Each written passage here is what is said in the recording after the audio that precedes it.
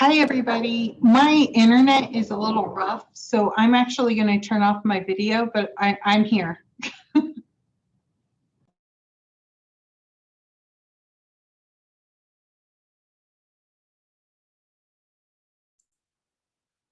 Okay, great. I think it's all starting to kick in.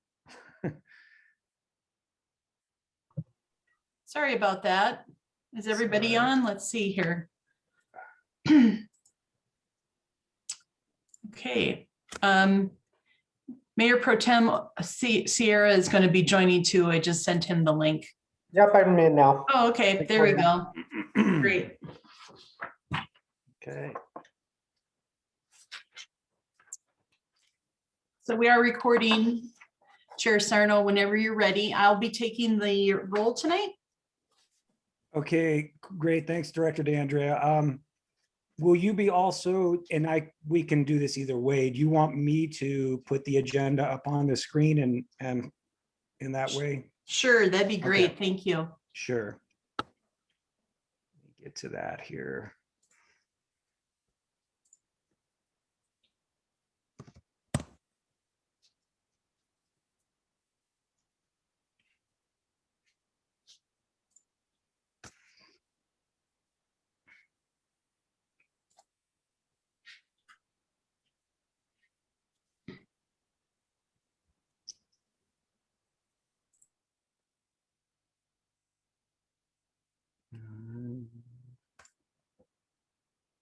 Okay. Let me know if everyone can see it. Yep, looks good. All right, very good. Okay, thanks everyone for joining us here. I'm going to call to order the Englewood Transportation Advisory Committee meeting for today, Thursday, April 8th, 2021. The time is 6:08 p.m. And with that, we'll begin with our roll call. Member Diedrich, Present. Member Knadsen, Here. Member Lewis, Member O'Connell, Present. and Chair Sarno. Present. You have a quorum. Thank you. We'll move on. First, approval of minutes on the agenda here. And it's from our previous meeting. That was February 11th, 2021. So at this time, as usual, we go through, and if anyone has any comments or any corrections to the meeting minutes, please present those at this time.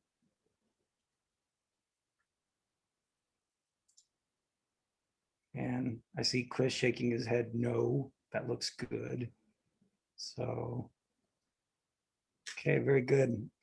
Do we have a motion to approve the minutes?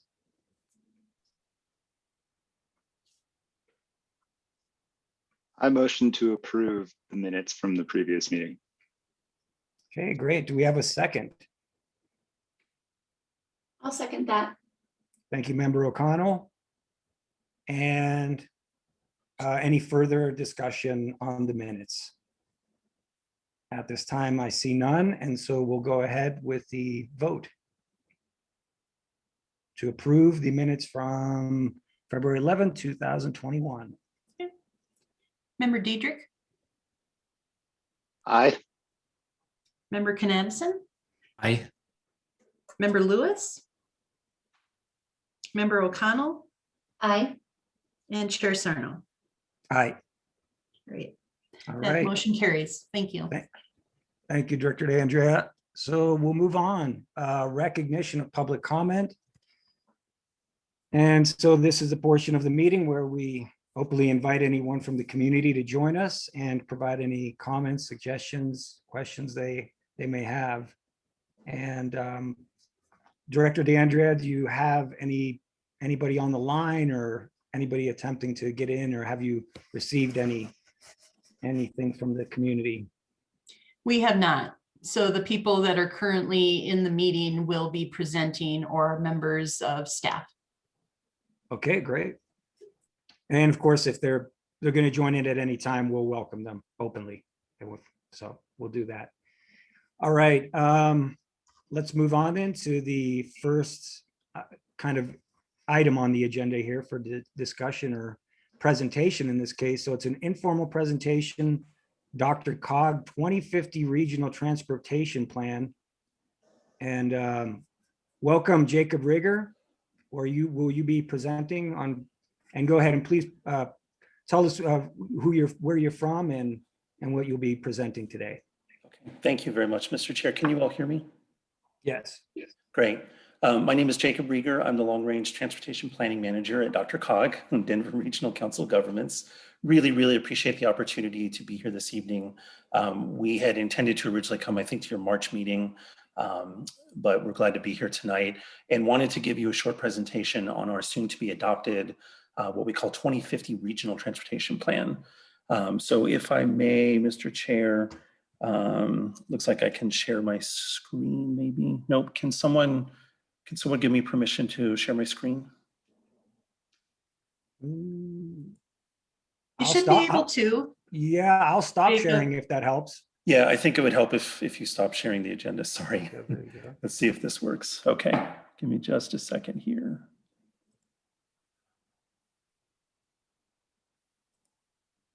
Okay, and then let me do that. There we go. We can see that. Great. Okay. Well, again, thank you very much. Really appreciate the opportunity to present this to you this evening. This is a regional planning effort that we've been engaged in the last almost 2 years now. And so we wanted to kind of bring you up to speed and talk to you about what's in this plan. So just first, a little bit of background. I'd be curious, I can only see some of you in the screen format I have right now, but how many folks have heard of Dr. Cog? I have. Okay, Yeah. cool. So the first joke of the presentation is we are not a doctor's office. Denver Regional Council of Governments. We work in several areas, as you see on the screen, but primarily we do a lot of work with older adults, regional growth and development, and then obviously the topic of tonight's meeting, transportation and mobility. If you've heard of Dr. Cog, or even if you haven't, probably the thing that you have heard of and hopefully participated in is our annual Bike to Work Day. That is perhaps our most signature event. But just really quickly, what is Dr. Cog? We are a membership-driven sort of association of all of the governments in the Metro Denver area that you see on the map here, both kind of the green areas and the blue area. So it's all or portions of 10 counties, 58 member governments. Every single government has a seat at our board table and seat at our membership table of Dr. Cog, and we work together on these issues. So specifically tonight, one of the primary things that we do at Dr. Cog, we wear several different hats. We're the Area Agency on Aging, we're the state designated Regional Planning Commission, and we're the federally designated Metropolitan Planning Organization, which is just a fancy term that says we are charged federally with leading the region's multimodal transportation planning process. And we do that in cooperation with RTD and CDOT, toll highway authorities, local governments like you, the Regional Air Quality Council, and the other stakeholders in the region. When we do that regional transportation planning process, one of the signature things that we're federally required to produce, although we would do it anyway, is something called a regional transportation plan. And in a nutshell, what is the regional transportation plan? It's really that document that lays out that vision for what our region's transportation system is going to look like over the next 20, or in this case, 30 years. So it really sets that framework. What are the investments that we want to fund? What are the programs and services, projects and things that we want to invest in this region?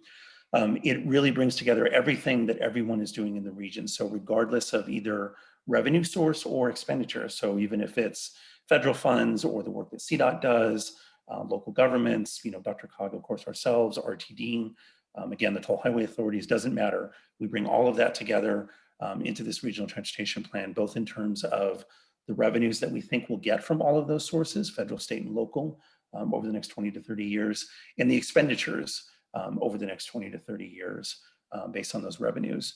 There are a lot of federal requirements associated with that work, but one of the biggest pieces is that those revenues and those expenditures kind of have to match. So we have to make some decisions about, based on the expenditures that we think we're going to get in this region over time, what are our priorities that we want to direct those dollars. So as you can imagine, it's a big regional planning effort. We update this plan every 4 years, which is what we're doing now. Our adopted plan is a 2040 plan that we adopted back in 2017. This plan will be a 2050 plan that we'll adopt actually hopefully at our board meeting this month. So I think that's enough on that. And I guess just to say one last thing is that, this is it's a big regional plan, so it doesn't include a lot of the smaller kind of local projects, but definitely depend on partnerships with local governments and all of our stakeholders to help implement the plan over time. So just a little bit about the planning process. As I said, it's been almost 2 years by the time we get the plan adopted and have our federal partners review and certify this plan. It will be a 2-year planning process.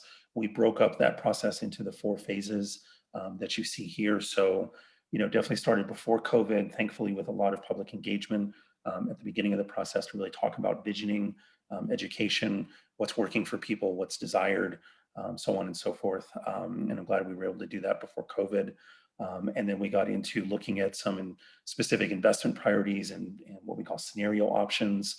And then recently we've been working on actually putting the plan together. And now, as you see by the big green arrow, we're kind of at that point. We had the draft plan out for a 30-day public comment period. Again, my apologies that we weren't able to visit with you during those 30 days, but we got the plan out there for the region to be able to engage with it and provide comments. And we received almost 300 comments on, submitted comments on the draft plan, as well as all the presentations and public meetings and online things that we did to try and engage the public. So we were really pleased with that. So kind of, what we've heard overall, it's really hard to, in a 2-year planning process to really sort of summarize what did we hear from people, because we want to do justice to the depth and breadth of comments that we've received over the past 2 years. But just in a nutshell, a lot of support and a lot of interest for investing in regional transit, sidewalks, bike paths, projects that improve safety in our region, kind of some less interest in some quarters for new roadways and new highway projects, although there is some support for those as well, again, given that this is a 30-year plan. Certainly also a lot of interest in reducing greenhouse gas emissions, our air quality, vehicle miles of travel, some of those big picture things as well. The bottom of the slide, you see several ways that we engage folks over the past 2 years. We tried to do a variety of different techniques to go where the people are and really hear from people, particularly people that haven't been engaged before. And certainly since the pandemic, we had to be pretty creative about how we outreach to people in this virtual environment. Let's see, so that was sort of public engagement. Obviously also working with our stakeholders, again, our counties, our local governments, RTD, CDOT, toll highway authorities, our other stakeholders. What did we hear from those folks? Multimodal projects with regional benefit. We used what are known as our county transportation forums, of which you are a member. We have set up forums at the county level to include each county and all of the local governments within that county. And we have used those throughout the planning process. That was actually the main sort of vehicle we used to solicit and identify and prioritize candidate projects that ended up being included in the plan. So one of the things we heard was to kind of respect those candidate project rankings from the forums that did that for us. Obviously a big regional plan, 30 years, over 10 counties, as you saw from the map. So, big region, long time frame, geographic balance and social equity were very important. And again, that theme of reducing greenhouse gas emissions. Obviously during our planning process, the state legislature passed what's known as House Bill 1261, which I'm guessing some of you are familiar with, Colorado's Climate Action Plan. So that became part of our planning effort as well. So what's included in the plan? A whole bunch of stuff that I'm not going to rattle off bullet points to you. We worked really hard to make this plan the most visually engaging and the most sort of easy to read plan that we possibly could. There's a lot that we need and want to include in this plan. It ends up being kind of big and unwieldy, a lot of federal requirements, state requirements, as I mentioned before, but we wanted to focus on a plan that people could sort of pick up and engage with at their level of interest. So we have a plan document that's about 180 pages in the main document, pretty breezy read, easy to work through. And then there are 19 appendices that have more technical detail on specific topics. So I'm not going to read all these to you. I think the point here is that transportation covers so much of our lives. And if there's a particular topic that you're interested in that touches on transportation, chances are it's in the plan or the appendices. So just some quick highlights of what's in this plan.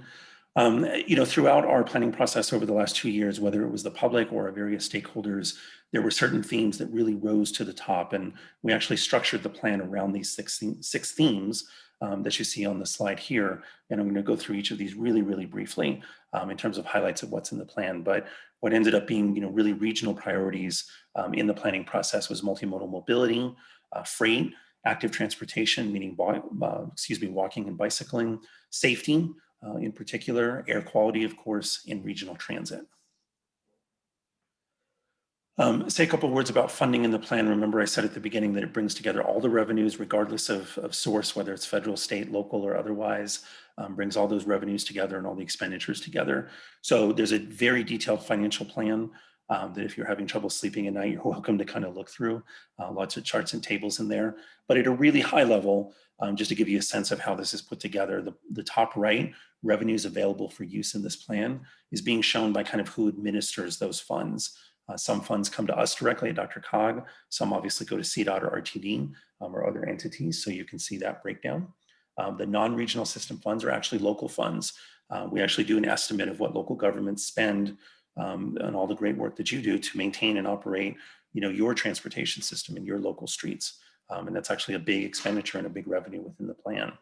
And then for the three big regional and state agencies at the bottom, you can see the breakdown just kind of generally of what that looks like between both projects, infrastructure that we want to fund in the plan, as well as programmatic things, which is ongoing operations, maintenance, maintaining the system that we have over the life of this plan. Another way to look at funding is just kind of where are the dollars going in the plan.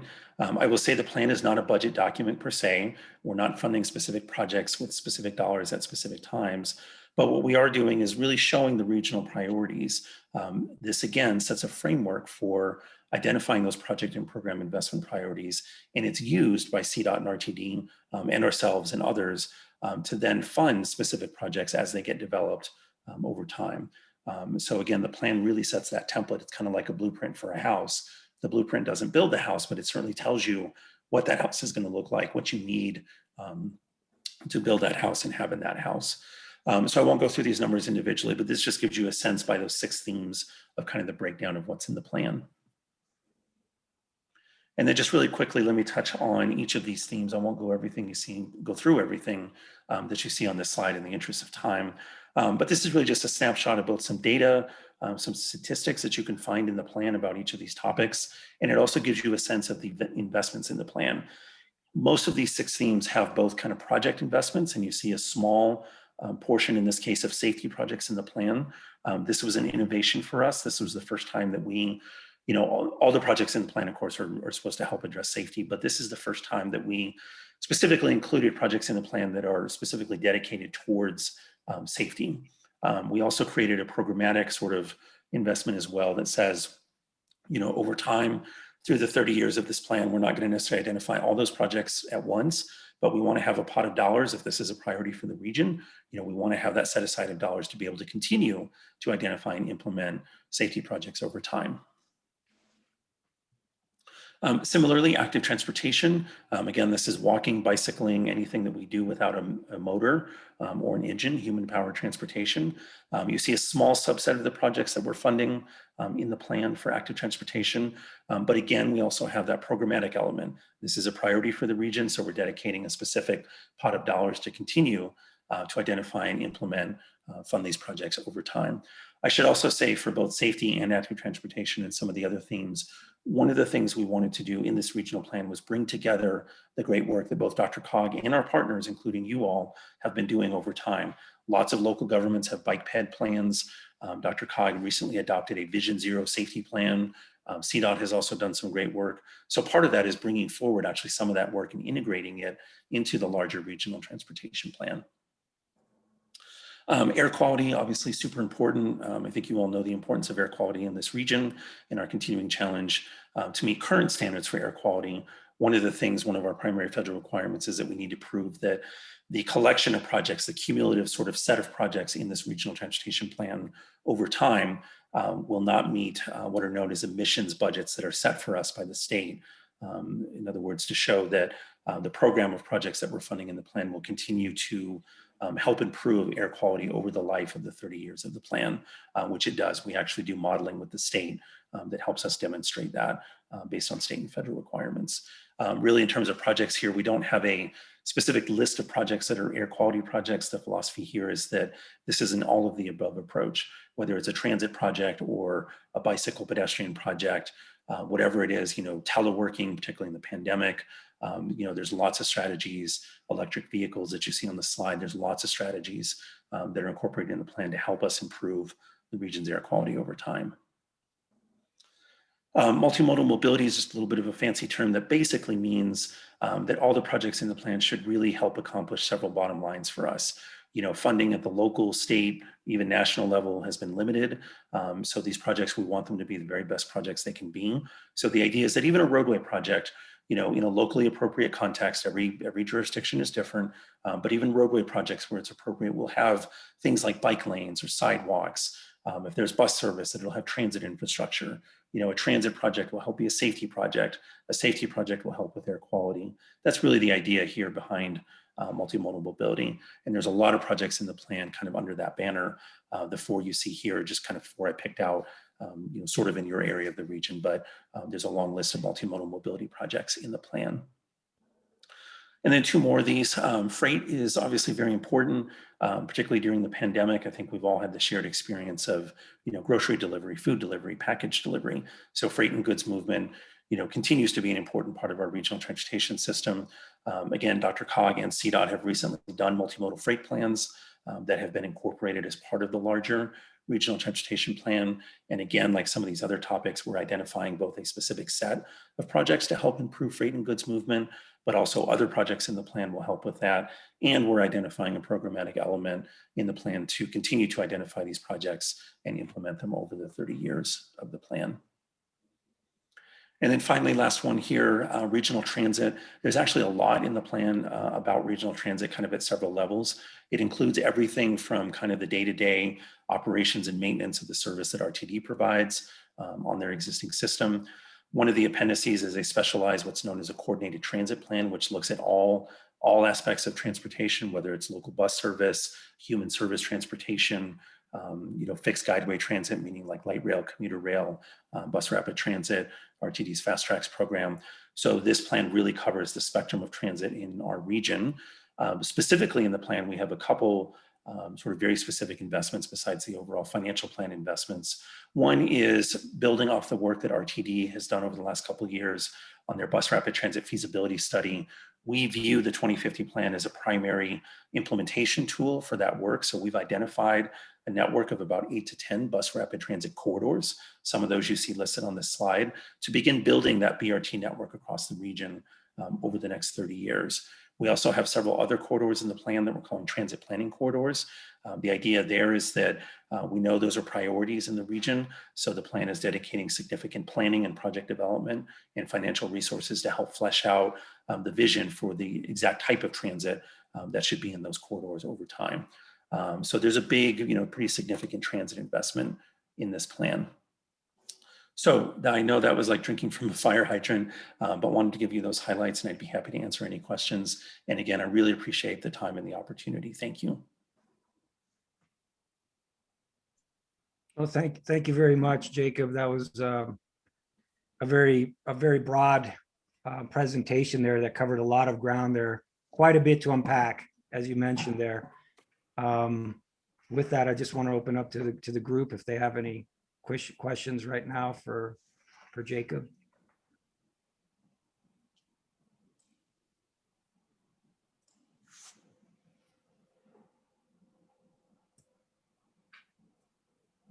Oh, go ahead, Christopher. Oh, thanks.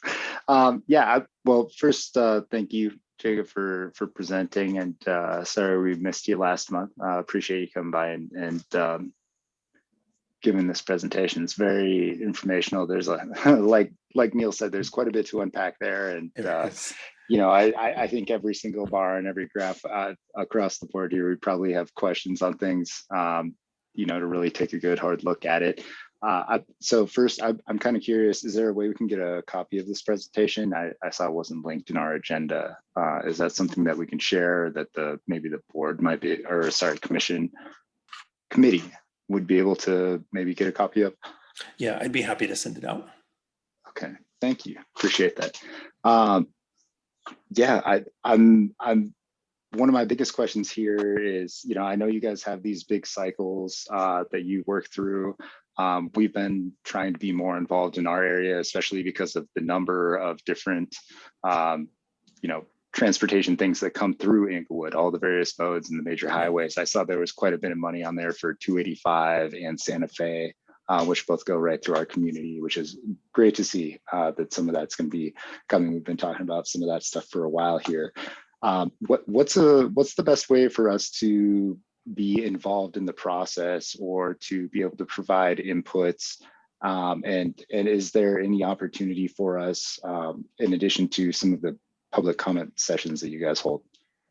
Yeah, no, that's a good question. I guess in a nutshell, I'd probably advise you to email our public engagement specialist just to kind of get on our sort of general list so that you continue to get updates from us. So that's sort of the easy first blush answer. One thing I should say, so I appreciate your prompting, is that even though we're sort of drawing to a close on the plan development process, again, hopefully my board will adopt it this month. In some ways, that's really just the beginning of the journey, because what really matters here isn't just what's in the plan, it's how it gets implemented.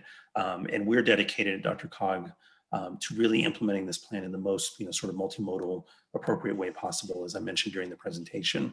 So the point there is that as these projects come forward, and I think you all understand, it's, there's a whole constellation. It's very confusing about who's the project sponsor of a particular project, right? Is it a state highway? Is it a transit project? Is it a local project? But the point is that we want to work with all of those stakeholders to really focus on implementing these projects in a way that is consistent with what we've laid out in this plan. So that's a long-winded way of saying that one way to become involved is, not just now at the tail end of plan development, but as we go forward into implementation, and working together on projects that impact your community, there'll be many opportunities for you all to get involved there as well.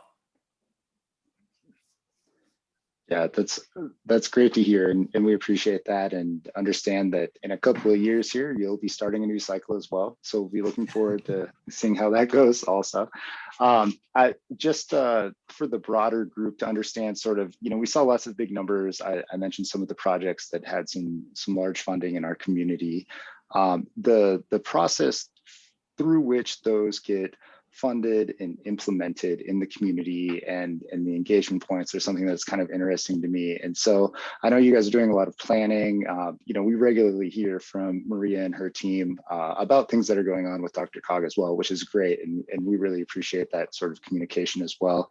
But just for the broader group, the things that you have in your budget, things that you're sponsoring, funding, various things going on, are those already, like, what is the planning stage that those are at right now? And is it more, these are things that are about to get funded and implemented, or is it something where that's what the budget is and then now you guys will be soliciting more bids for, or just kind of curious so the broader group knows how that's going to kind of play out over the next few years?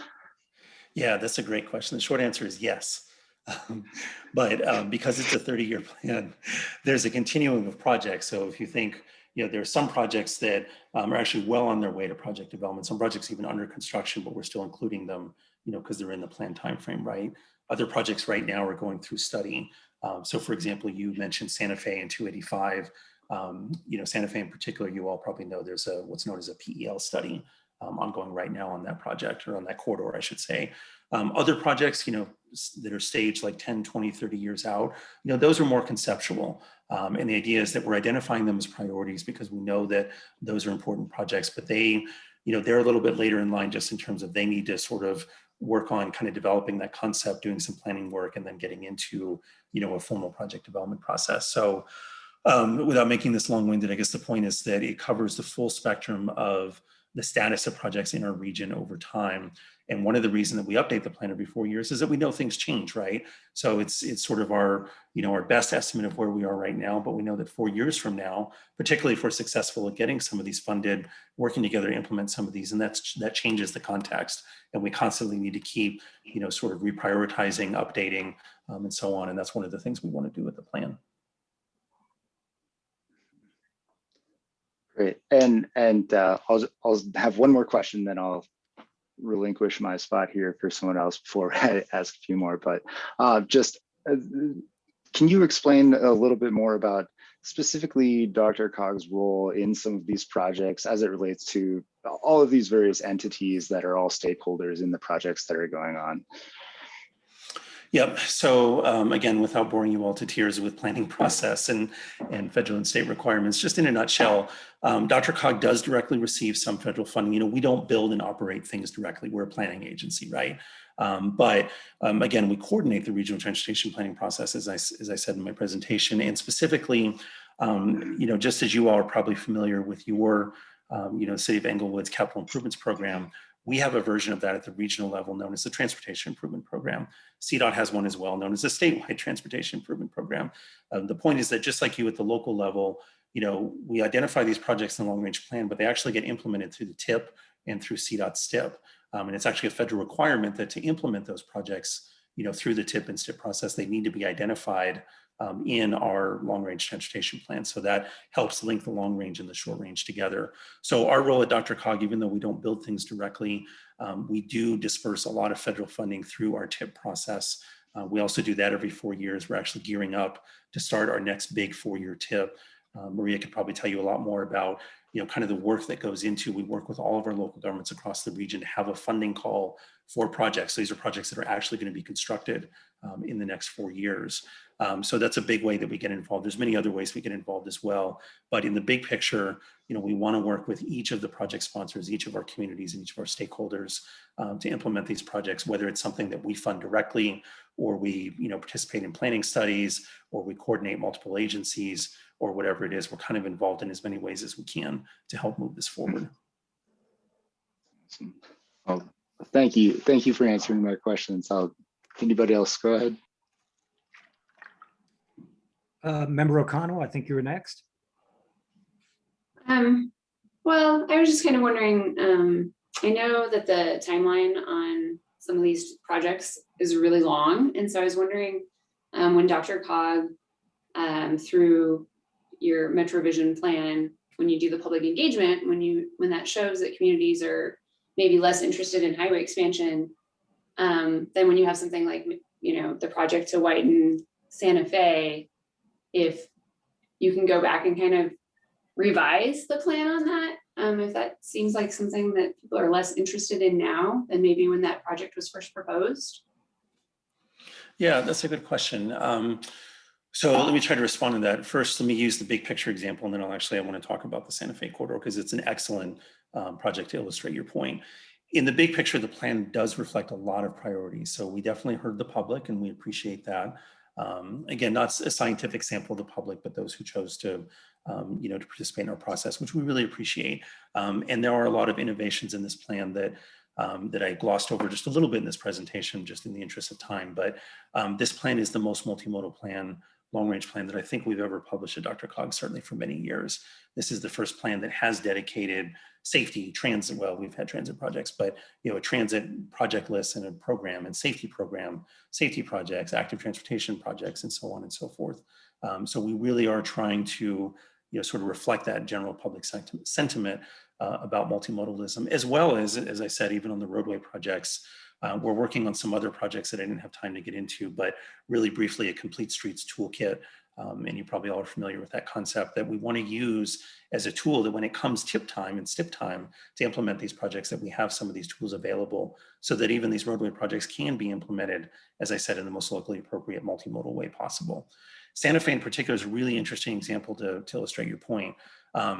When we went through this process and we asked folks to identify candidate projects for consideration of inclusion in the plan, we got several projects along the Santa Fe corridor, very specific, like, you know, this intersection or this section of Santa Fe.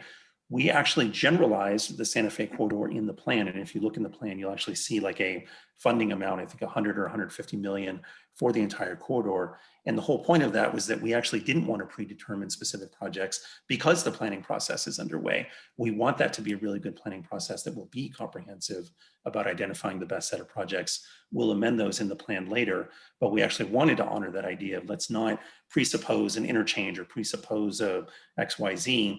let's do that planning process together and figure out the best set of multimodal projects. Does that answer your question? It does. Thank you very much. Very good. Jacob, I have a question for you. Can you just give us a little bit of background information regarding how DRCOG scores or some of the criteria, I guess, in some of these projects or some of the funding? And, say for you've got a number of agencies coming to DRCOG requesting funding for many projects. And how do you address that and just generally and score that? I mean, is there kind of a weight distribution in terms of, certain communities have maybe been languishing and so they deserve a little bit more funding, or how does that work in a sense? Yeah, that's a really good question. And I'll try and keep this brief as well. So when we do the long range plan and the transportation improvement program, each time we do one of those major updates like we're doing on the plan now, we kind of reassess our scoring methodology. So we do it a little bit different every time. When it comes to TIP time, the transportation improvement program, we're actually, as I said, we're about to start that next kind of major TIP process. Part of that process is actually to revisit our scoring and to look at, here's how we did it last time, here's how we might do it this next time. So that's to be determined on the next TIP. For this plan, for this 2050 plan, what we did is we did a little bit more of a qualitative approach because it is a 30-year plan, but we did it against a couple things. One is our overall Metrovision Plan, which hopefully some of you have heard of, and that's analogous to your local comprehensive plan. Our Metrovision Plan was unanimously adopted by our board in 2017, and it really is our aspirational vision for the future in the Denver region. And it includes a lot more than transportation. It includes growth and development and housing and all those sorts of things. So there's some key objectives in that plan, and we actually use those objectives again as a qualitative sort of scoring to say, when we got this candidate project, how well does it respond to or address these objectives that we've said are important to us in the Metrovision Plan? We also had some federal requirements around performance management, because the feds want us to have sort of a data-driven, performance-based planning process. It says, when you look at safety, when you look at congestion, when you look at travel time, when you look at greenhouse gas emissions, air quality, and there's a couple others, again, looking at the projects in terms of how do they score against those metrics. So it's unscientific. Again, this is a 30-year plan, but we thought that that was a good way to get at the things that were important to the region, but to provide enough flexibility, knowing that a lot of these projects are conceptual in nature. Does that answer your question? Yeah, it does. Thank you, Jacob, for that. Director DeAndrea, I see your hands up. So would you like to speak to this? Yeah, just a couple of things to mention here. So we participate in that process, and there's a variety of funding sources that DRCOG oversees. But when we talk about the Transportation Improvement Program, or TIP, those three projects that we were successful in getting through that program was the US 285 and Broadway interchange, the Oxford Pedestrian Bridge, and then the US 285 congestion mitigation study. So we went through the TIP process back in 2019 to get federal funds for that. And so DRCOG was very instrumental in assisting through that process. And so that's really just, I wanted to tie that to some localized projects here and how we utilize that and go through that process. And then I would like to mention that Member Lewis also joined us at about a quarter after. So I just, he's been elevated to a panelist, just FYI. Okay. Great. Okay, very good. Any other questions or comments for Jacob Rager here?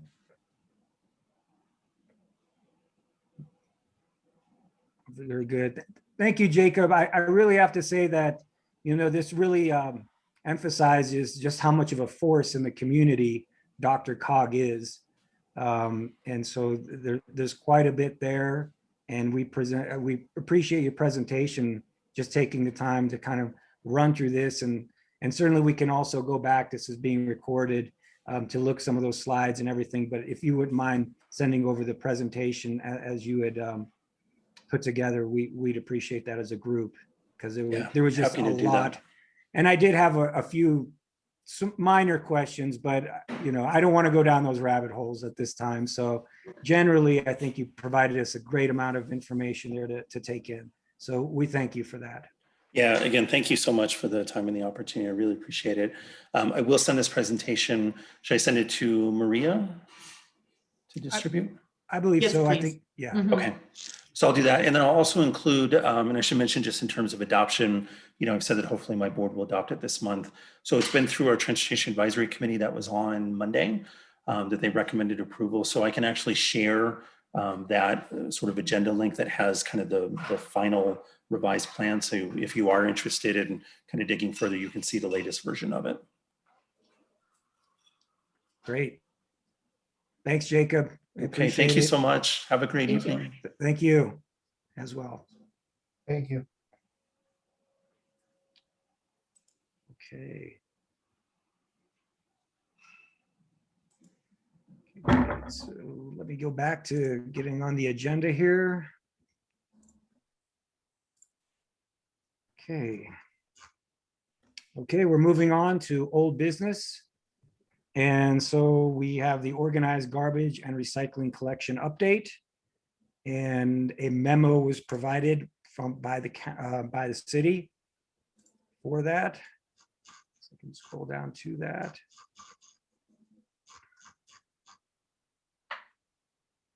There you go. And so Director DeAndrea, this is from you. Mhm. And thanks again for updating the committee on this, on what's happening with this issue. Been going on for some time. And I see that there's been a little bit of movement here. The committee has met, obviously, and reviewing the final draft RFP will make a number of recommendations to the city council.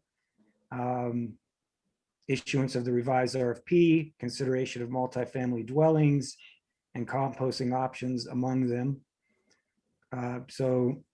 And I think overall, what I'm seeing here is the earliest time frame in which that consideration would occur. And basically seeking input from bringing this before the city council for consideration would be fall of 21. Mhm. And if a decision is made to proceed, implementation would begin mid 2022. So is there anything you would like to add to this, Maria? No, just it's been quite a process. I think getting a citizens committee involved, we really have dug through a number of issues. So I think it's been a very thorough process. We're sort of getting to the end here. And so I think we're at the point, again, as the memo states, that we're going to be able to come back to council to determine if we want to reissue that RFP. We would also likely have it on the discussion as whether or not, as it says there, to place it on the ballot. So depending on which track we pursue, we are moving forward on this and hopefully having a very thoughtful process. And we'll also bring it back for public input throughout the late summer and fall as well. So I'd be happy to answer any questions or get your feedback. Like the multifamily dwellings, there's only 44 of those. So it didn't, we thought maybe this is a way to enhance the number of units that the contract would serve, but it really ends up being not too much of a swaying it one way or the other. Actually, there's legislation that units over 8 or greater, we cannot, as a municipality, require them to be involved in a garbage program. So, or state statute, I guess. And so we're focused on these 7 units and less is for that residential element of the overall program. Yeah. I did see also that that the committee interviewed these companies to gain greater insight, as you've mentioned there. And I don't know if you were a part of those interviews at all, or whomever from the city. Okay, yeah, I mean, I think with that, I think that was very good to have that as part of the RFP and to do that, because that really gets both parties at the table, if you will, and the consideration from these trash companies as well as the city kind of marries that together, and hopefully that combination brings us together to what would be a really proper RFP that speaks to both sides. Yes, I think it's really, I think they were very informative.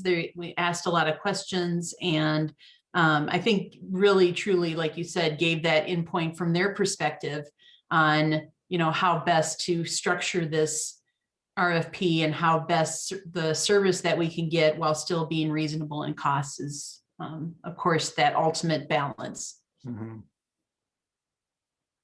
Okay, yeah. Anything from, go ahead, Chris.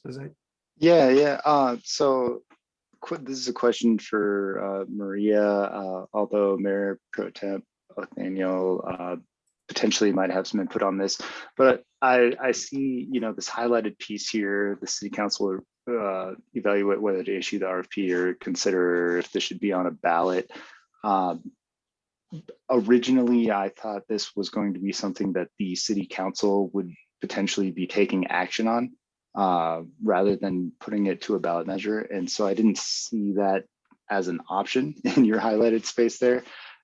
And so maybe this is why it could be from Mayor Pro Temp. But I'm just kind of curious if the city doesn't want to go that direction, if that's not on the table, or just kind of curious why that's not on there as well.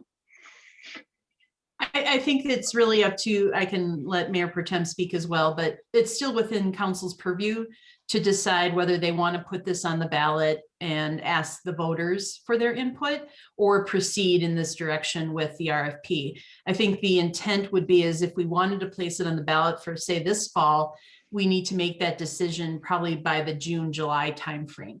So we wouldn't be able to get the RFPs back, or is it disingenuous to go out with an RFP if the intent is to put it on a ballot?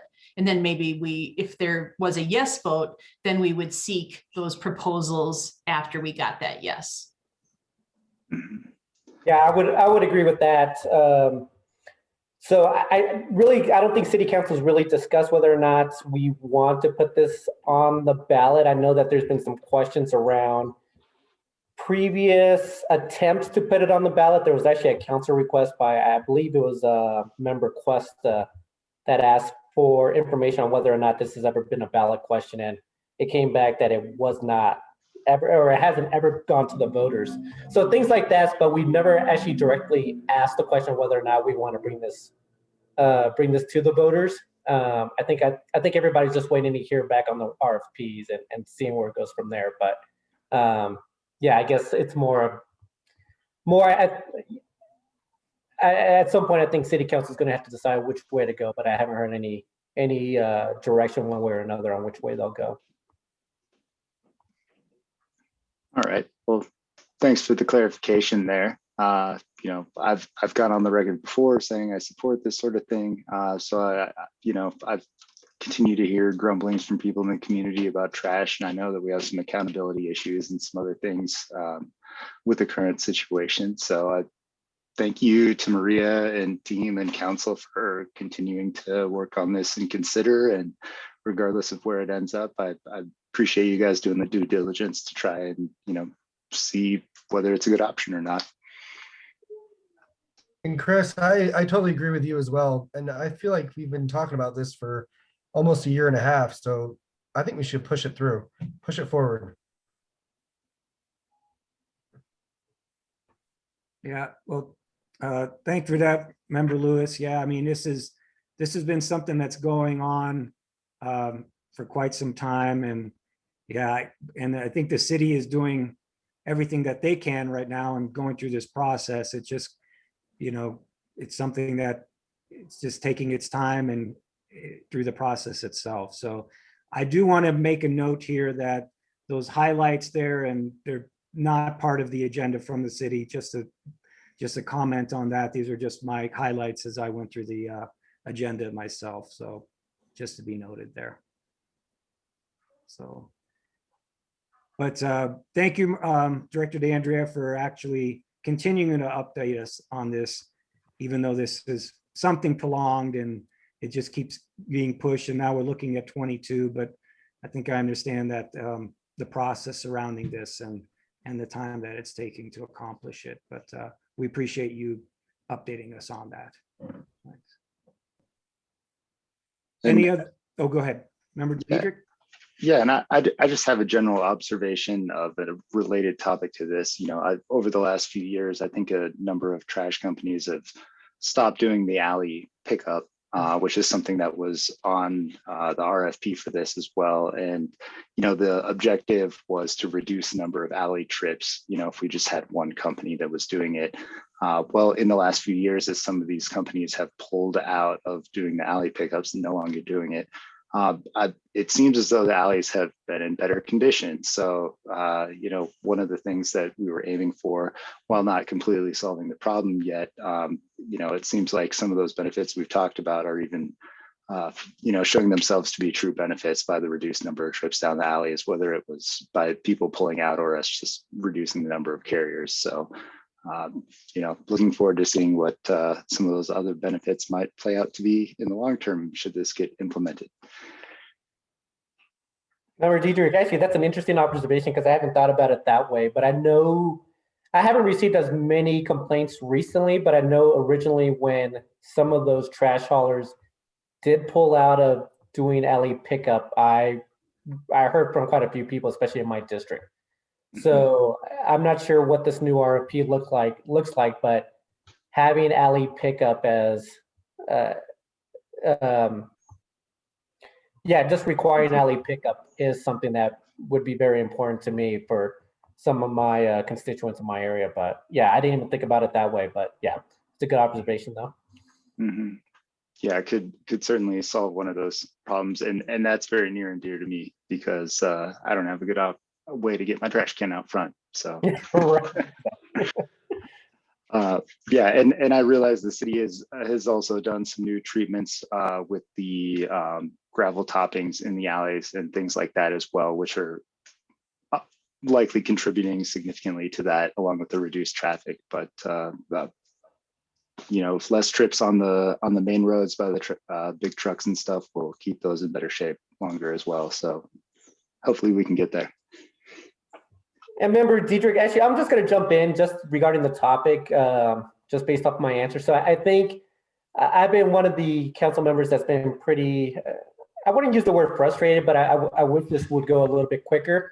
I'm actually pretty impressed with the citizen committee that's looking over the RFP and the options, and the fact that they did push back on the 2 RFP responses that we did get back earlier this year. Basically, they just felt that the cost and basically the response weren't adequate for the citizens of Englewood. So they pushed back and did a little bit more due diligence and met with these haulers apparently, and trying to get a little bit more feedback on what is possible or not. So I wish that this would have been a decision that we would have made earlier, but I kind of do like the fact that there's a lot of due diligence being done by the citizen committee. But and in terms of my answer earlier, it's just I just can't speak for the rest of council. I don't know where they said. I know based off of what they said when they did run for council, and just previous comments on where they possibly stand, but I can't make that same guess at this point in time. So I think that's kind of like why I provided the answer that I did earlier. Yeah. Well, thank you, Mayor Sierra. That answers my discussion as well. Okay, very good. Thanks for that, Mayor Pro Tem. Any other questions, comments on this topic? Okay. Seeing none, we'll move on. And our next agenda item, Temp Street restrictions memo. And this is actually one of a kind of a surprise to me, Director Andrea, that you added here, although I'm glad you did, because we had discussed this and it kind of fell off the radar a bit. So I'm glad you just brought this back to our attention and provided explanation as to what happened with this issue, because especially earlier on, I guess as COVID set, a year or so ago, there was quite a bit of conversation about this. And so I appreciate you putting together this memo to explain some of this. To me, I found it quite interesting. Your comments here about staff submitted this concept to Arapahoe County for consideration, but were denied CARES Act funding. And so is that through the county itself that they make those decisions in terms of the allotment of those? I think it was $23,000 here that would have had to go to this. And so they rejected that. Yeah, the county was serving in a role to help cities kind of, read the language of the Federal CARES Act and help us determine what would be eligible or not. So they were giving us sort of that pre-evaluation. So that was done through our finance department. We had a number of requests that were funneled through Arapahoe County to kind of say yes or no. And this was the one of them of several. We had staff across the board had submitted some other ideas that ultimately were not funded or recommended for funding, just because they didn't meet necessarily the spirit or the intent of CARES. So. Right, okay.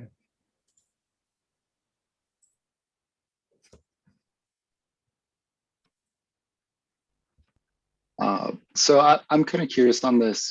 This was an idea that seemed pretty, the city and the citizens and just generally people were pretty excited about seeing something like this get implemented. And I think in many areas where it was implemented, they've even been instituting longer term programs or making these types of things more permanent on some of the non-main thoroughfares where they were put in. And so I'm just kind of curious, is there any intent to look back at this in the future at any point in time or something? Or is this, something the committee could, recommend the city look at again in the future? Or, kind of where do we go from here on this? And then maybe that's an open question to the committee as well.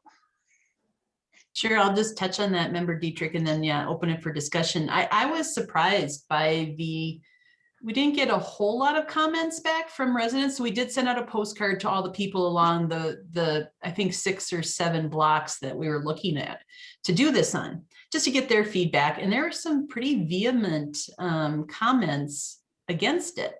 So it was really surprising to me that people did not, even though we explained you could still technically park there, you could still technically get a delivery truck. We would make accommodations. Let's say if you needed to get a moving vehicle in there or, a moving truck or whatever. The intent was to be sort of temporary, not a permanent closure, that sort of thing. And people were still just, and ranging from comments like, I don't want more people on my street. I don't want people around my house, some of those types of things. But again, overall, probably not a whole lot of comments. And to your second question, I think we are open to considering this in the future. And I would probably recommend doing that on a more basis where there are streets that would be welcoming or open to this.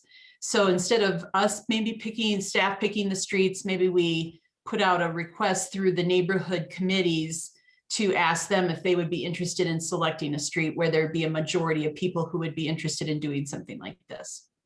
I'd take that approach in the future.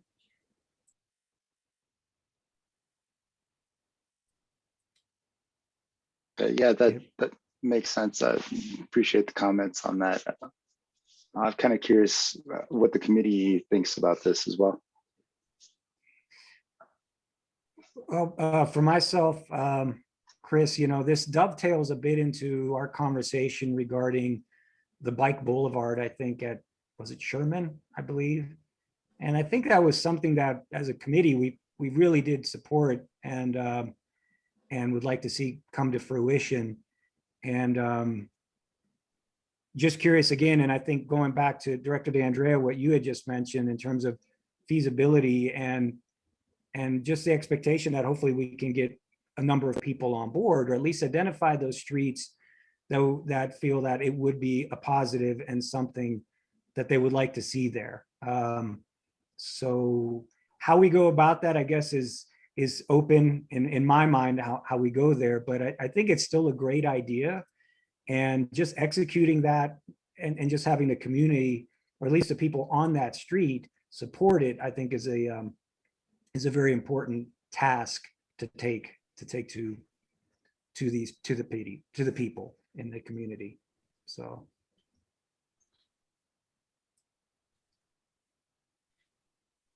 Yeah, I think, I mean, I wonder if anybody has any insights from places where this was put into place.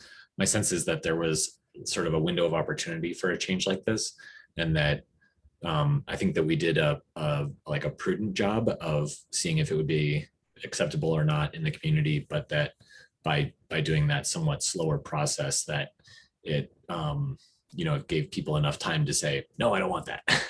I wonder, I get the sense that Denver just sort of did it like overnight. You know, I'm basing that on totally nothing, on like reading news articles and stuff, not any insider information, but that's what it sure seemed like to me, is that, you know, one day they didn't have those signs and the next day those streets were blocked. So, and I think that, you know, the process that you're describing of taking comments and everything, I think that that is, you know, generally a very prudent thing to do, but it feels like the window where this, it's interesting to have the follow-up and to see how things worked, but the window for it is passed. And I also, I'm really curious about the CARES Act funding. Like, I wonder if Arapahoe ended up spending all of their money or not. I hope that it went to lots of really good things. Yeah. Thank you for that, Member Canaddison. Yeah. And it's interesting, Greg, because as I was driving through or just in Denver at certain locations, I think 16th Street comes to mind. And I don't have the background on that either, on how that they came to that decision. Those streets, 16th Street in Denver, had already had the infrastructure for the bike lanes there. It's one street off of Colfax, and it was kind of already that semi-corridor, if you will, that I think it made it very accommodating to make that transition. Okay, we're going to close this off and it'll be fully for that. So it's again going back to looking within the community to see if there's anything that kind of can tie into that, where it's not so much of a drastic change to where people there on that street might feel, hey, this is really quite a difference from what it was. And it could be something that, hey, this is just a kind of an extension and to that what's already here and doing that. But again, it probably takes a little bit of research and identifying those streets within the city where that accommodation can take place. But by no stretch for me do I feel like this is something that we should just dismiss, because I think it was a great idea and I think it has plenty of merit. Yeah. Yeah, I think, I mean, you mentioned the Sherman Street Bike Boulevard concept, and I feel like this could have given Englewood some more experience with something along those lines. But, you know, we won't get that information, but I do think that it's a very valuable concept that we should definitely move forward with that as a like experiment, or as something that we try out to see how it goes. There is, I guess, one other structural difference. As you mentioned, 16th Street, I realized that like there's the street, and then there's the street lawn with the grass or with plants usually, and then there's the sidewalk, and then there's people's front yards. So if you give people the opportunity to be in the street rather than on the sidewalk, then that actually gets people away from someone's house. Whereas the dynamic in Englewood with streets and sidewalks is that I think it would, you know, as some of those concerns that you mentioned, Director DeAndrea, that it would bring people closer to houses. So I can understand in a pandemic, when your goal is to stay away from other humans, that if you found out that this was going to be on your street, that might be unappealing.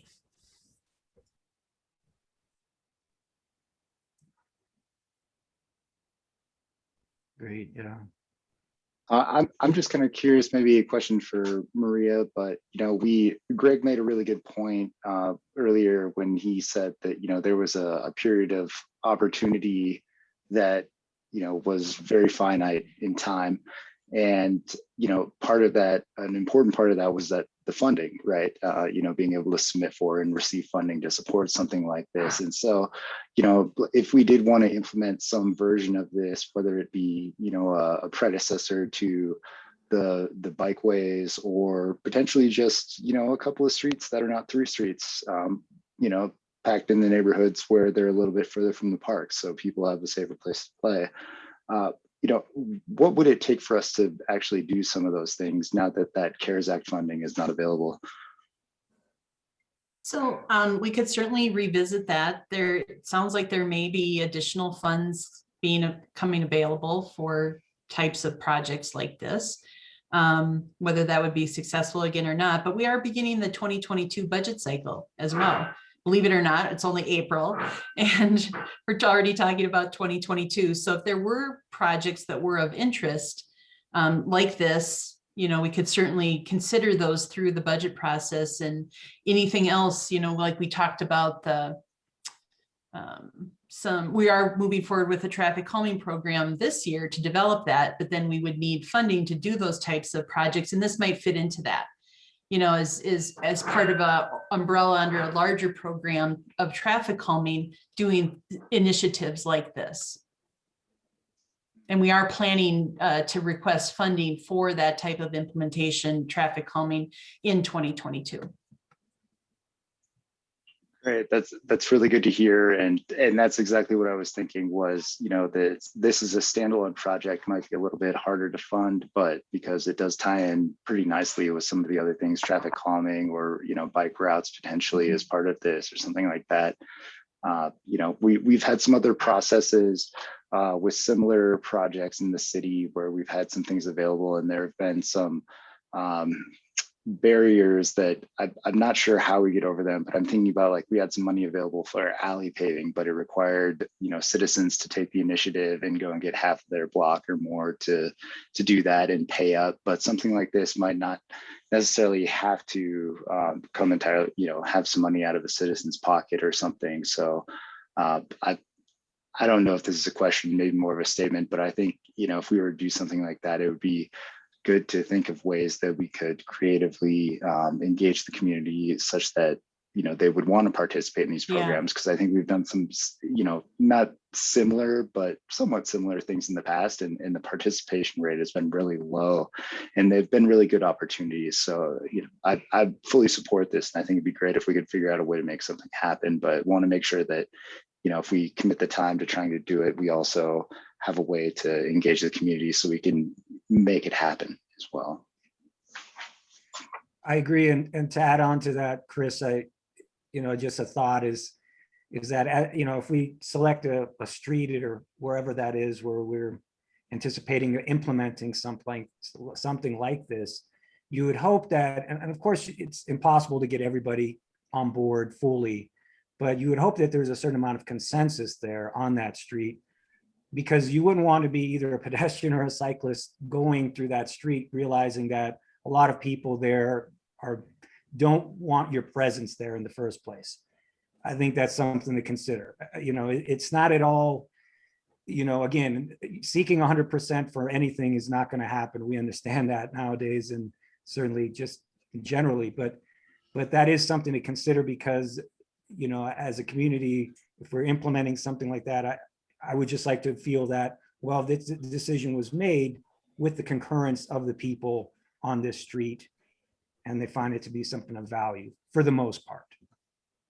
So I just don't want to be a moving target on a bike is part of it too. So that's a thing, but just something that I think adds to this discussion, and that we're all talking or commenting on here. So, but I appreciate you, Director Andrea, again, for bringing this back and putting some closure to this, because it was there, and I know we were all excited about this as a committee, as a group, and unfortunately it kind of closed out, as Greg mentioned, but maybe there'll be another opportunity here in the future.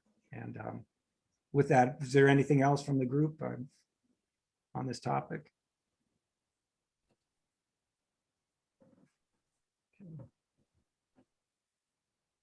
And really, if I don't see everybody on my screen, so please just speak up if I don't see the hand there as well too. So, but all right, with that, I did see that, Chris. There you go. So, all right. Well, thank you for that, Director D'Andrea, and we'll move on to our next topic. And okay, and it is Dartmouth corridor bike lanes and roundabouts, memo.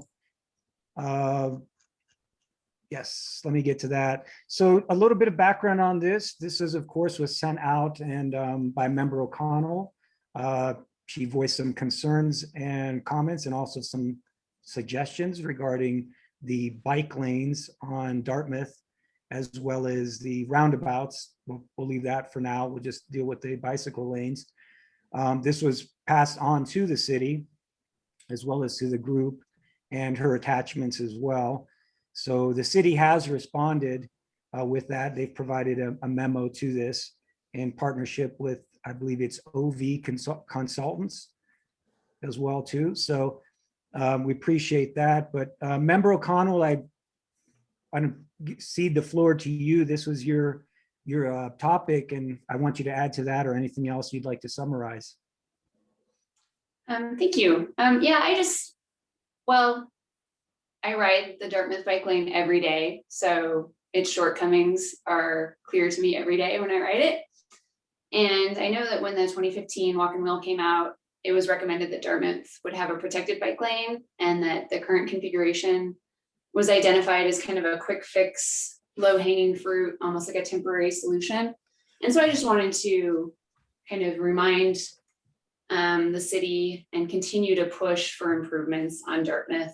I know that what we have now wasn't, hopefully isn't the final version, but I just wanted to continue to move that process forward. Okay, great. Yeah, I did research this just a bit, Tiffany, and just to speak to it, but I went back and I think the date here, I've got that 12/13/18. So in late December of 2018, the city did provide the committee these Dartmouth plans for our review. It was actually the 14th is when it was distributed, but that at our ETAC meeting on the 13th, they did present these plans in its existing condition right now, acknowledging that you weren't part of the committee at that time. But just to speak to the fact that the city did not circumvent the committee, they did share that with us. And I do have, the time is from 1 hour and 1 minute to 1 hour 18. There was some conversation about that as well too. So just to avoid everybody just, toggling back and forth on the video. But if you want to go back and look through our conversation on that, but just bringing out that it's something that it was brought to our attention as a committee. And yeah, and I agree that pretty much I view the bike lanes on Dartmouth as a two-part or two-phase deal, and would support that. Yeah, I hope in the future we can make those improvements as was indicated in the bike and wheel plan there, or walk and wheel plan. Yeah. Is there anything else from the committee?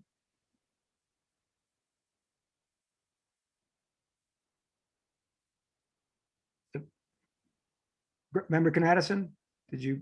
Oh, I noticed Director DeAndrea got her hand up before. Oh, I'm sorry. Go ahead. Dr. DeAndrea, please go ahead. Yeah, and I would just like to say, so I had OV weigh in on these comments and provide the response, because they were the ones who helped develop the walk and wheel plan.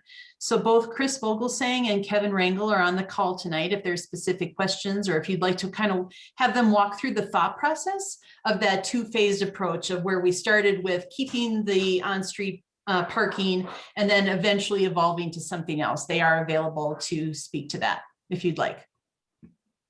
Okay, great. Yeah, I would be interested in knowing, like, now we've had this configuration for a period of time, like what the next step is, like how do we continue to make those improvements?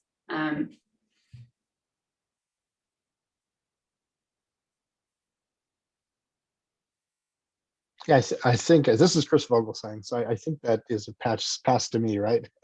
So yeah, thanks for having me, and I recognize some of your faces from previous conversations, but it's nice to be back. Yeah, so like Director DeAndrea said, I was a project manager for the walk and wheel plan, and I actually did the design plans for the Dartmouth facility too, so I have a pretty good history. And I think basically what what it came down to at the time was that the walk and wheel plan envisioned a sort of a high comfort facility along Dartmouth. That's kind of a new term we're using, like a protected facility that was pretty expensive to implement at the time. And there just weren't funds available for that. But at the same time, we identified that Dartmouth was an important corridor for bicyclists, especially commuter bicyclists traveling to the Mary Carter Greenway and back, and using that to get around as one of the main access points. So we wanted to do something. Did a parking study in March of 2016. We counted parked cars along Dartmouth from University all the way over to Inca, I think, at 5 a.m. or 6 a.m., noon, and 5 p.m. and found that the volumes were really low. They were like 3 to 5%, which I think comes back to one of your other points, Member O'Connell, is, can we remove parking or not? Would that be a better solution? At the time, we have 42 feet basically to work with between the faces of curbs. So from the north curb to the south curb. And, with the funding that was available and the improvements that would be needed to do the facility envision and walk and wheel, the options were, and they're kind of laid out in the memo too, actually, if you scroll down just a little bit there, Neil. We looked at I think 3 configurations. One was what ended up being implemented, and I can describe why that looks the way it does. Another was bike lanes in each direction, full bike lanes, and the other was protected bike lanes.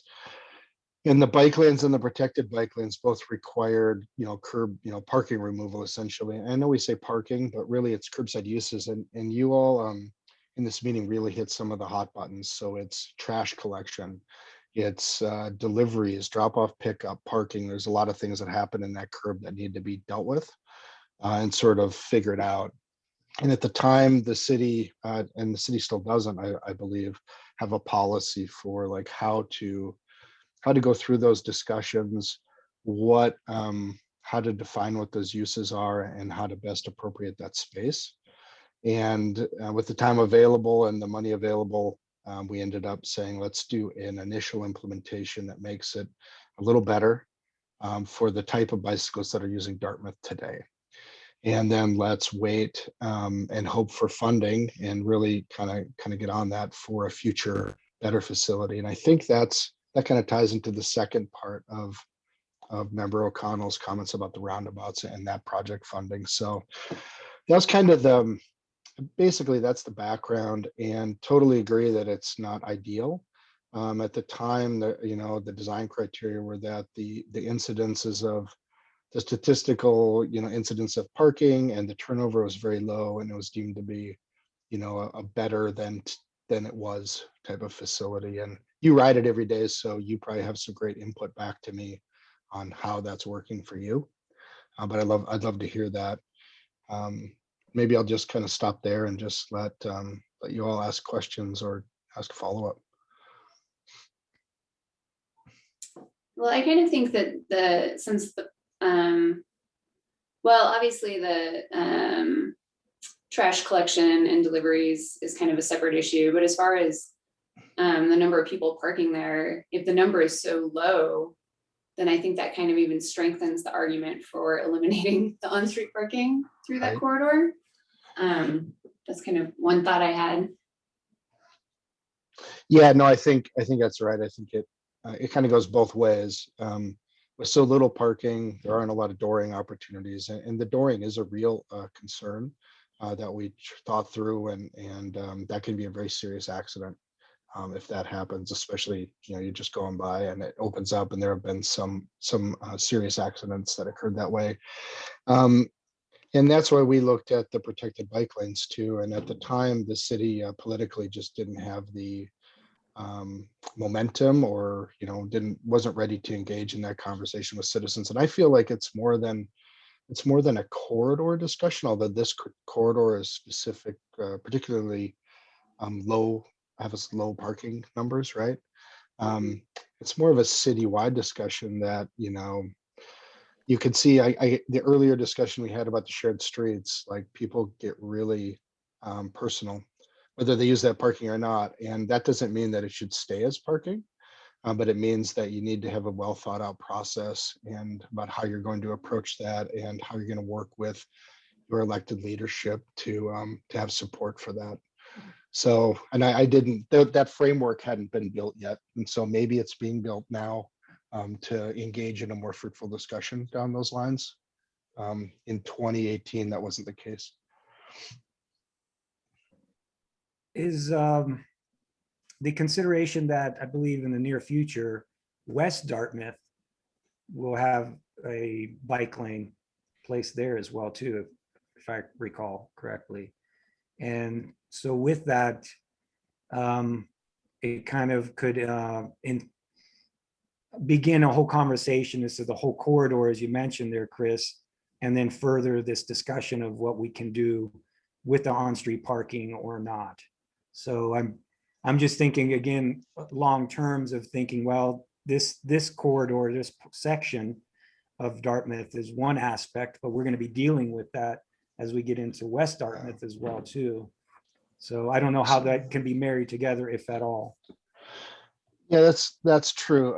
And I don't know I know that project is happening. I've been talking with John Voberl about that, and Maria is well aware.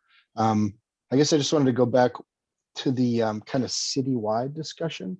What we found, so we've we've engaged in this process in other cities with having these conversations about trade-offs and values, right? And about how the public right away, how the space gets used. It's really important to have that be a citywide discussion, not just a corridor specific discussion, because when you make a corridor specific, it becomes a winners and losers thing, and it really polarizes people. And it needs to be a more holistic, like, what is Englewood about? What are our policies? Tying that back to land uses, tying that back to, do houses have garages or alley access? You know, what's the use? All that stuff needs to play into that conversation. And so anyway, that to be successful, that's what it has to be. Yeah, that was my initial thought as well too. When and Tiffany, you brought that up, was it was kind of that double-edged sword of, well, this is great that there's not many people parking on the streets here, so it feels like if the city just was able to contact them and provide some input or request input from them, you know, it could very well advance this. But I understand exactly what you're saying too, Chris, in terms of the overall picture and in that sense. So yeah. Okay, well, I'm happy to answer the questions about the existing bike lanes and how they were envisioned, you know, being sort of an interim facility. And I think the next thing was about the roundabout project. Yeah, exactly. So that kind of goes into this as well too. Again, this is regarding the roundabouts that are proposed by the city on Logan, Clarkson, and Dartmouth. Although in reading this, I think you referred to just Logan and I'm sorry, Logan and Downing. Yeah. And go ahead. Sorry, I didn't mean to interrupt you. I No, think go ahead. I think I just want to validate and recognize. So Member O'Connor makes some great points about roundabouts and how they work with bicycle lanes and bike mobility.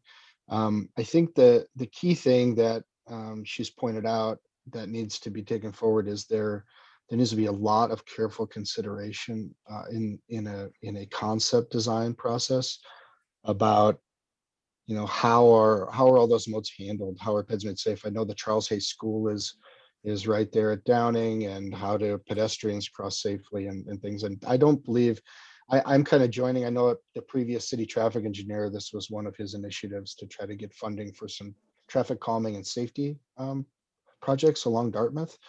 And but we haven't had a lot of discussions past that. But in general, the design elements need to be carefully considered. And as chance would have it, I'm in Phoenix, Arizona this week, and I was just driving yesterday in Tempe and saw a protected bike lane facility into a roundabout. And I was looking for examples. I just happened to see that by chance. And so it can be done. I think that when you looked at the figure, the only thing really that's available as far as Director Deandra and I have talked about is that figure on the website. That's like a sort of a concept on Englewood's, City of Englewood's website that talks about, can you fit it within the right of way and how would you do it?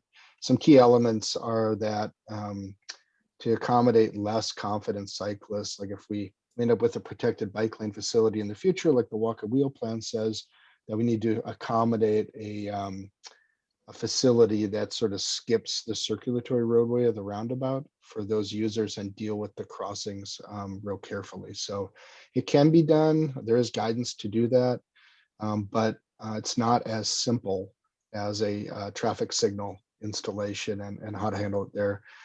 But I will temper that with, I was on the CDOT statewide safety plan team last year and looking at 5 years of crash data across the state, and there were 0 fatalities at roundabouts. So in general, very safe. And to your point, Member Connell, very safe for auto-to-auto collisions. There needs to be very careful design for the pedestrian and bike elements too. So anyway, my kind of 2 cents, and the memo was just really more to just have a discussion than to like have it definitely wasn't an argument. I think there's a lot to think about with the roundabout project. Yeah, I can definitely see an issue where if the city does go ahead and implement a protected bike lane, so then we're going to be inviting more, a wider range of people on bikes that may not have the confidence. Then they're going to be approaching these roundabouts and okay, so they're not confident enough to merge with traffic, and I don't blame them because that sounds terrifying. So then they have to probably dismount their bike and cross as a pedestrian. That's 3 times in a half a mile span. Yeah. So I can see that as kind of working against each other. But I have an image that might help just to think about how this could be handled. I know it might be a little premature, but is it possible, Neil, for me to share my screen? Sure can, Chris. I'll stop sharing. Okay. And you can take up from there. Great, thank you. I'm gonna just pull up this. So I was, yeah, I'll see when it comes up. I'm on my computer and my phone, so I'll be able to see it when you see it. Great. So, so this is just an example of some of the design treatment that designers have used with bike lanes, protected bike lanes as they enter roundabout areas. So you can see this is actually a multi-lane roundabout, which is bigger than the ones we're talking about. And that's a really big distinction. Single lane entry exits are much easier for pedestrians and bicycles to negotiate than multiples. So the concept so far is single lane entries. And then this is one way where an experienced cyclist can choose to, you would dash this line and they could choose to merge and take the lane, or you can come up onto this side pass circulatory piece, and you wouldn't be required to dismount. You would be allowed to ride across. And one of the key things, you can see it in this picture, I don't know if everybody's on a big screen, but the key element is that the crosswalks, the crossings are actually far back. They're 25 to 50 feet generally back from the circulatory roadway to give some visibility and some time for people to see each other and make appropriate decisions. But anyway, this is one way that could be treated. When that, and Director DeAndre could give us an update on the status of that funding and project. But as that design moves forward, my understanding is there really isn't a concept that anybody's weighed in yet, just an idea, and that these are the kind of things that would need to be fleshed out at that level. So I'll stop sharing unless there's a specific question about that photo. I appreciate you providing that example. My only concern is just how tight, particularly like Logan and Dartmouth. I just don't know that there would be room without taking some property or something like that. Let's It would be a really tight corner. Yeah, let's pull. I thought of the same thing. So what I did here, let me share this too. I should have just shared my screen, not individual pieces, but so this is the concept. I'll wait till it comes up on your screen there. So this is the concept that's on the website. And my understanding is this was really an attempt to see, could you fit a roundabout within the existing right of way? Is really was its main goal. And it shows some of the features that we were talking about with the crosswalk setback, the shortened crossing distances, the median splitter islands as refuges. And then it shows the bike lanes, and it just shows this little concrete piece. Like in this concept, it comes up and does this, right? And so, right, you know, this would be something to talk through with the Public Works Department. The goal here, I think, was to stay within the existing right of way, but if there were opportunities to make it a lot better with a small easement or right of way take, you know, that would be a process we'd have to talk through. Yeah, Maria? you're exactly right, Chris, is, you know, this was a concept drawing. So I think we would start here, but certainly not necessarily say that this is absolutely required. I think the concern is we would be willing to, you know, consider some small takes at the corners, but we're not taking these 4 homes basically to Right. try and make something work there. Yeah. Yeah, so there could be, you know, there could be some small improvements, like maybe, you know, these should be like this from here as you head east and you exit, and then you come across, maybe this is a wider sidewalk section, right? Maybe it's an 8-foot or 10-foot section instead of a 5-foot section, which would need to be to accommodate that. So I think there's a lot of things. But you do make a good point that it will require some navigation, right? And some out of direction travel. And so those are things I think for this committee to stay involved with as these things move forward. But the benefits, you know, the previous traffic engineer did identify a right angle crash pattern that was addressable at Logan and Downing. And that's important too. So just kind of it's a balance of how all these things come together and how it would work. Director DeAndrea, do you know if this project is kind of definitely happening, or if there's a possibility that it might not?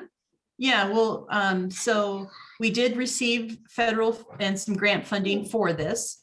And so we are in the process of finalizing the intergovernmental agreement with CDOT.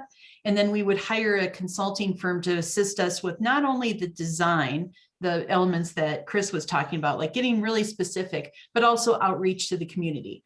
So we're not set on this. The project is called Dartmouth Traffic Calming.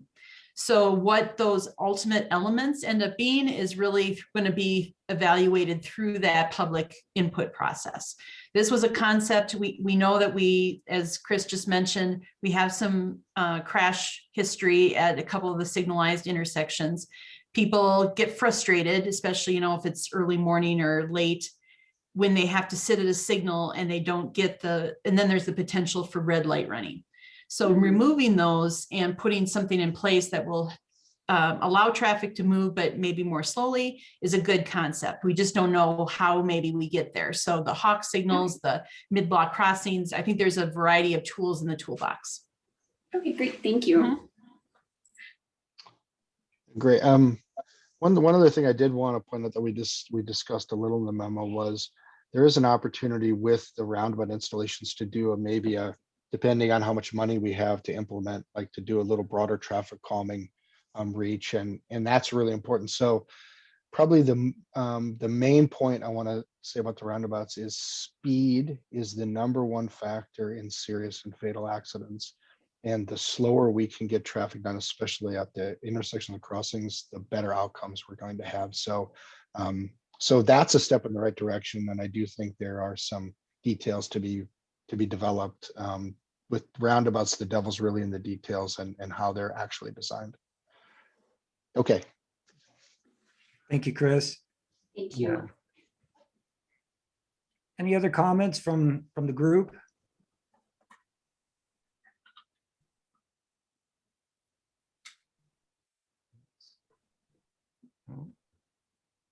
Okay. I just have to say, appreciate you bringing this to our attention there, Member O'Connell. And this was really a difficult one, I think, to kind of sort through, and as far as I'm concerned, because as Chris alluded to, the data regarding how much safety the safety improvements there with these roundabouts really is quite substantial in terms of cars. And from the data that I saw, is somewhat greatly improved for pedestrians as well. But there was really just a negative or mixed results with cyclists. And, you know, and this committee has been at the forefront of talking about safety as a big concern, and traffic calming and speeds. And this is certainly one of those tools in the toolbox to make that happen. But it's difficult to advance that when you feel like, well, a group is being left behind, we're not taking them into consideration, as you pointed out. So it's a really difficult one. And the things that I think, speak to is that if there's something, as we mentioned, we're ahead of this, and through the city and through the design process, through these different tools in the toolbox that Maria, you mentioned, we can make this a win-win-win for everybody. I think that would be great, as far as my opinion on that. But it's just worth looking at this up front, and I'm glad you did bring this to our attention and the city's attention, so maybe they can make some refinements to make it work for everyone. So that's my comment there. Okay. Anything else on this topic? Okay, very good. Thank you, Chris, as well too, for joining us here this evening and speaking to that and giving a voice behind the comments, if you will, too, and giving a little bit more clarity on that. So we thank you for that, for joining us. Thank you, Neil. It's my pleasure. Thanks for the invitation. Very much. Yeah. Okay. And let's move back to the agenda here.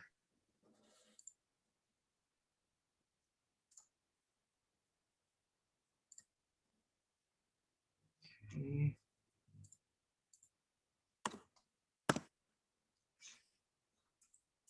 Okay, moving on to new business. Speed versus safety road design. This is something, again, that was brought to our attention by Member O'Connell. And I'll get us to that link there. And if everybody can see that. We just see your PDF, Neil. Oh, okay. And let me get to that in just a second here.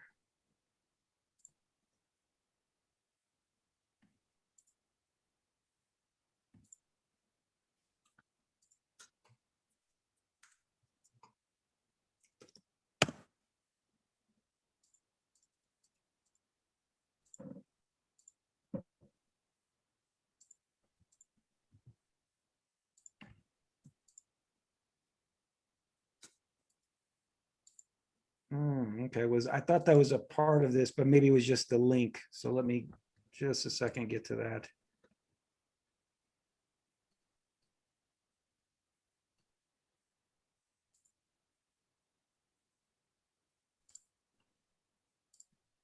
Okay, can you see it now? Yeah. Yes. All right, thank you. Thanks for your patience, everyone. All right, so speed or safety. So I think just a general overview, I think this was another great insight from Member O'Connell here, talking about some of the incompatibilities to safety and speed. And I think just pretty much looking ahead and pretty much in our planning and design process to consider speed versus safety. And again, Member O'Connell, this is your item here, so I'll let you speak to this. Oh, I just wanted to make sure that everyone on the committee got a chance to see that document, because I felt like it was just really well put together and has a lot of great suggestions and ideas for cities when they're thinking about their street design. So I just wanted to make sure everybody's had a chance to see that.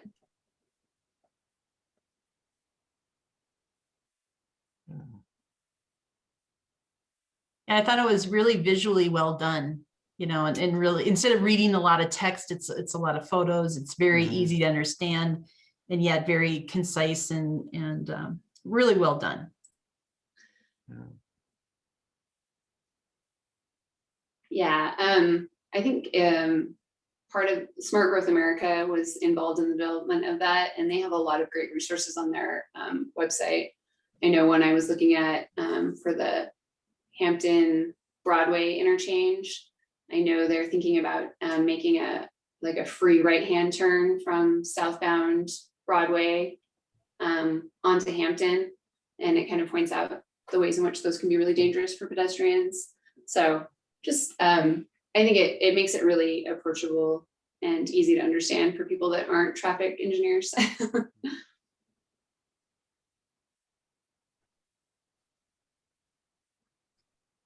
Yeah, I believe so. It also discusses, I think, the slip lane here. I think as we go down. Right here, eliminating right turn slip lanes in favor of right angle turns produces slower, Yeah. safer turns and shorter crossing distances for people. Yeah, and That's I was here referring definitely to- thinking about that. Yeah, Yeah, there's a lot of great info in here. Thanks for sharing this, Tiffany.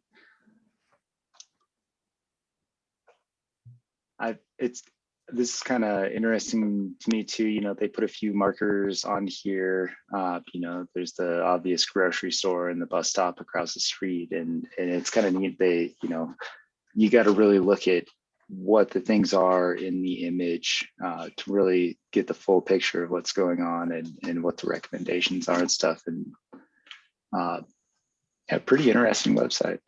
Thank you for sharing this. I think this is stuff that's really important, and you know, I think some of this applies to various places all around Englewood. You know, the Broadway corridor seems kind of more like the high traffic area down the middle of this, but there's lots of other places in Englewood that are similar. And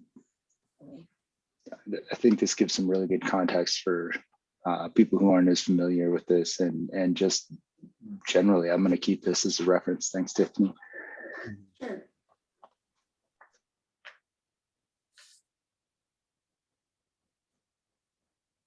okay.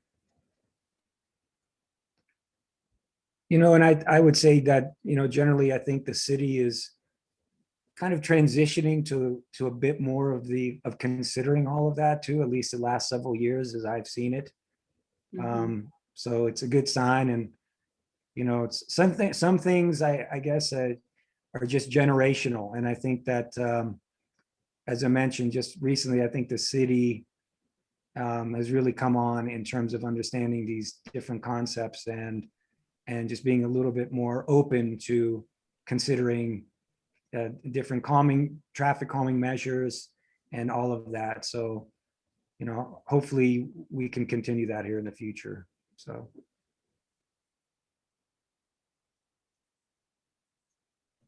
At least by now, I would say, Director DeAndrea, you've got a feel for what this committee's really interested in and emphasizing, I would say, at this point. So I think we're narrowing it down. Yeah. okay, gotcha. All right. Very good. So thank you for that, Member O'Connell. Is there anything else on this topic? Anybody else would like to add? All right. Moving on here, next agenda item.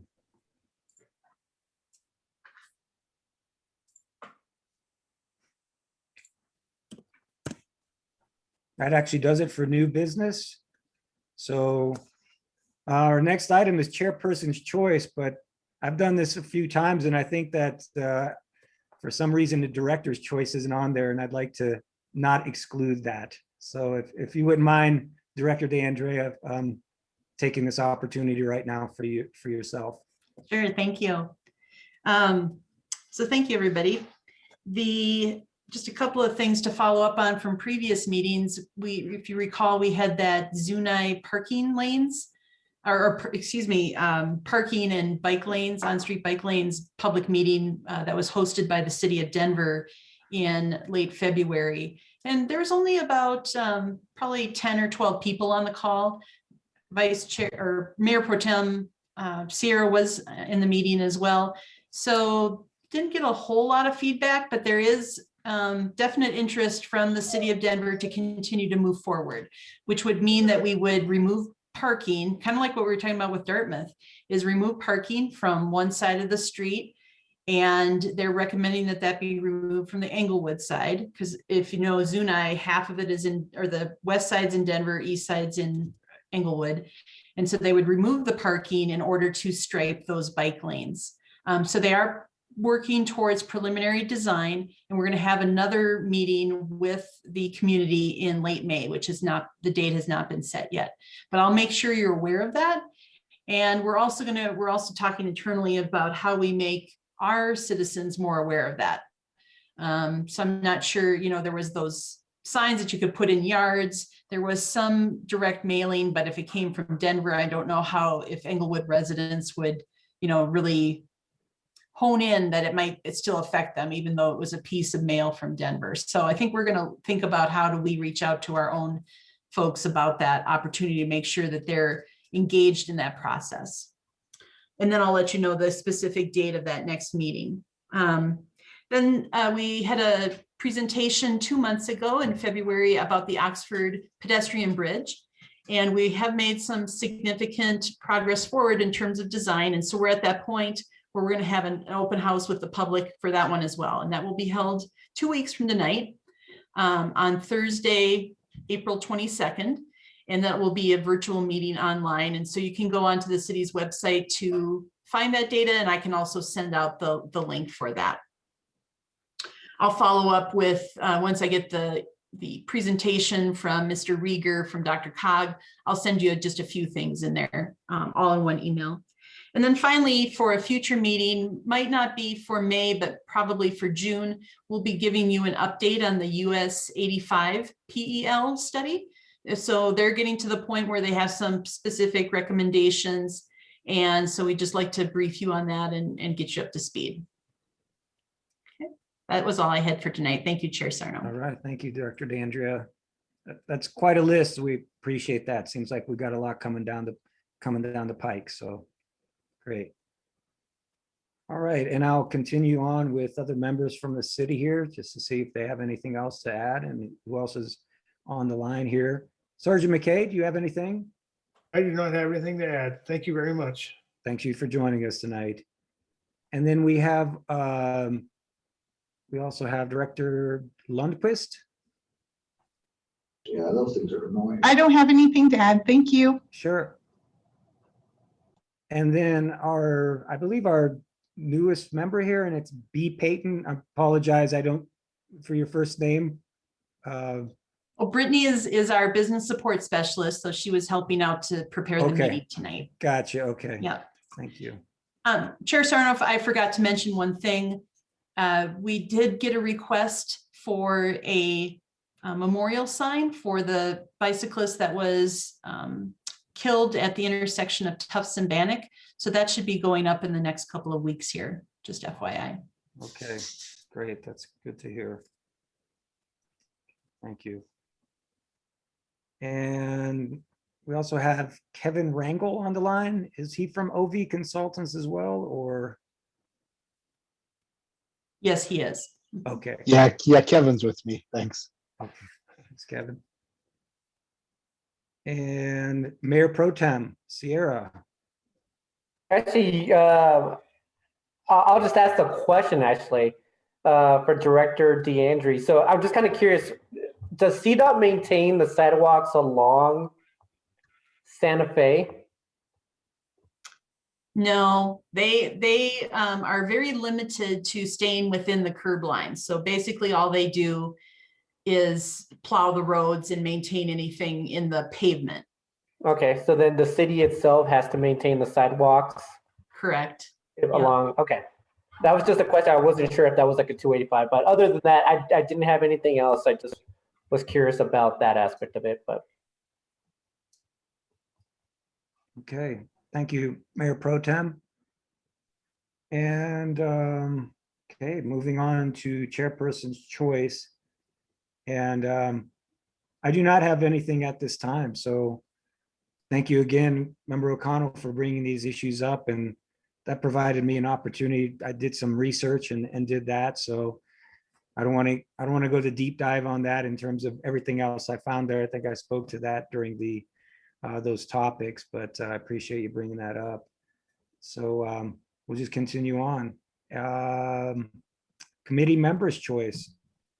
So start with, let's go with Member Knattison. Thanks, Chair. Sorry, no, nothing for me tonight. It already got covered.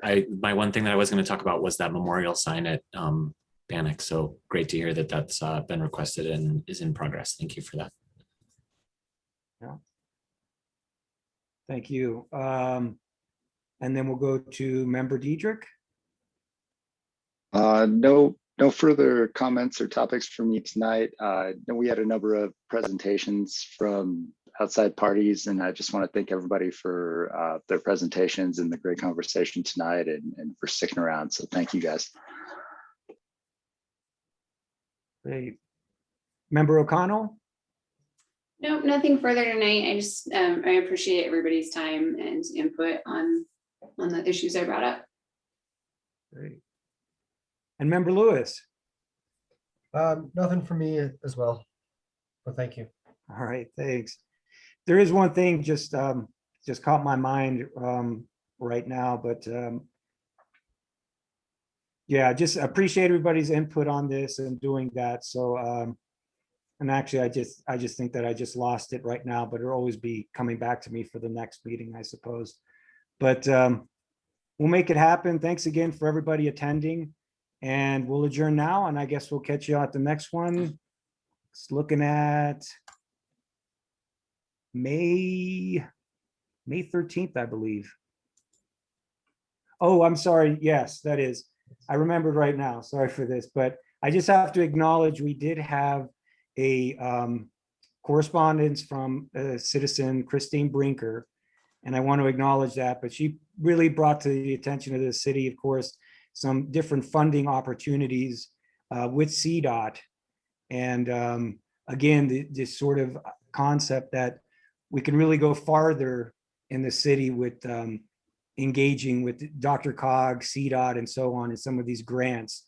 So that was forwarded to the city, or she also mentioned that to the city and included them.